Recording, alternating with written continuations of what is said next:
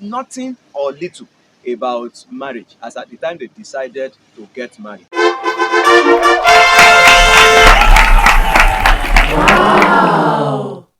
Hello, I'm glad to be here again today. I am Philip Adebayo, Pastor Philip, the WISDOMAQUINE coach. It's another great day in which we are going to be answering another question. You know, everybody has what is peppering him. And so we they put down for Nigeria, they pepper them for body. But the truth is, there is always a solution to every problem. And that is why I want to advise you, don't die in silence. Send your question to us, only that it must be no commercial compliant, according to our mantra here. And remember to like and follow us on this page. We are on Facebook, we are on TikTok, we are on YouTube. You can follow, like, and subscribe to all our channels and pages on all these avenues. And I tell you, you are going to be getting a whole lot of value in return.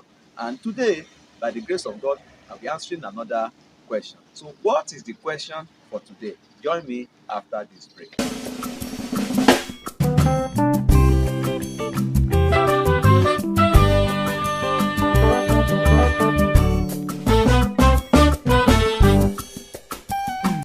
All right, today's question says, Sir, I'm married to a very lazy husband, and this has led to many problems in our home.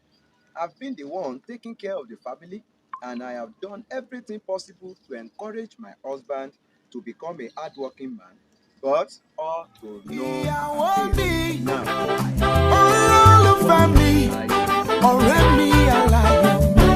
I will love you forever.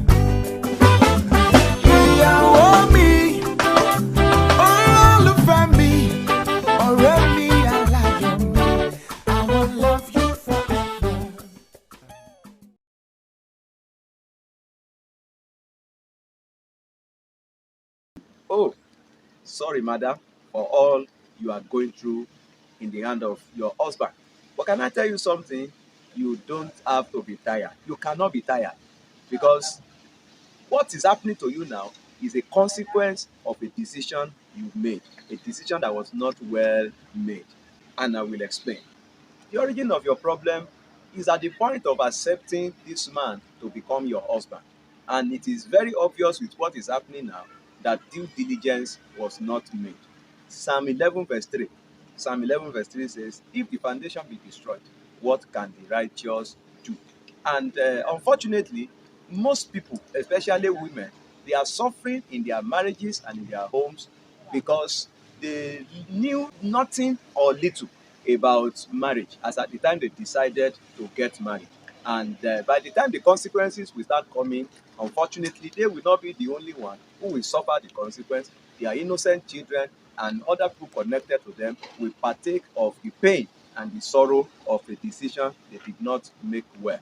So I'm going to say this: nobody has the power to change another. Only God has such power.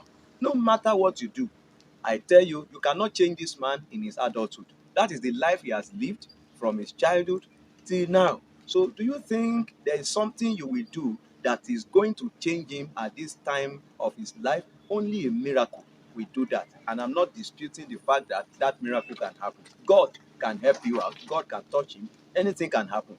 But you cannot afford to be tired or to slack or to look back that you are not doing again, because marriage is a lifetime contract. It's a lifetime contract. And so far you are not in an abusive marriage where it's beating and battering you, you are dying in domestic violence. I think it makes your case better. But unfortunately, you are living like a widow when you are not yet one, when your husband is still alive. It is so unfortunate. So all that you can do now is to trust God for grace to be able to carry the burden. Though the burden you are carrying now is beyond the capacity of your head. It's a burden that a man should be carrying, because you are still feeding a man who should be the one feeding you.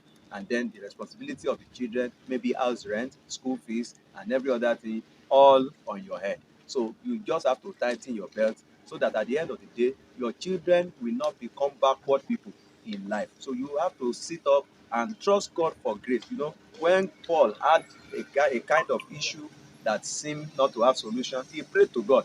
For God said, I'm not going to remove this problem, but one thing is sure, my grace is sufficient for you. So trust God for grace. His grace will always be sufficient for you. Well, still continue praying for him too, that God, the miracle working God, will touch him and he will turn a new leaf. That is the way out of this problem. So don't quit your marriage. Remember, your children will be at the receiving end if you take such a decision. And for those who are still single, I'm still encouraging you, do due diligence before you marry. Don't just marry a man because of his physical frame or because he has money in his pocket at that time. Look at certain features that are very critical. Things that will last, that will make the marriage to last, are the things you should focus on. Don't look at temporal things. Don't look at his stature. Don't look at his height alone to decide whether you will marry him or not. A word, they say, is enough for the wise. Don't rush into marriage. If you rush in, you will rush out. Unfortunately, it is easier to rush in. It is not as easy to rush out. This is where we'll be stopping today. Don't forget to like, subscribe, and follow us on all our social media handles: Facebook, YouTube, TikTok. We are there, and you are going to be getting so much value in return. And I would like you to share this video if you have gained a value from it. Share it, share it, share it everywhere. Let others also receive the same blessing you have just received. And you can send your own question to via the number that is showing on the screen through WhatsApp. And by the grace of God, I will come like this and attend to your question. Till another time when we will see again. Get Jesus, get sense. Ìyàwó mi, olólùfẹ́ mi, ọ̀rẹ́ mi.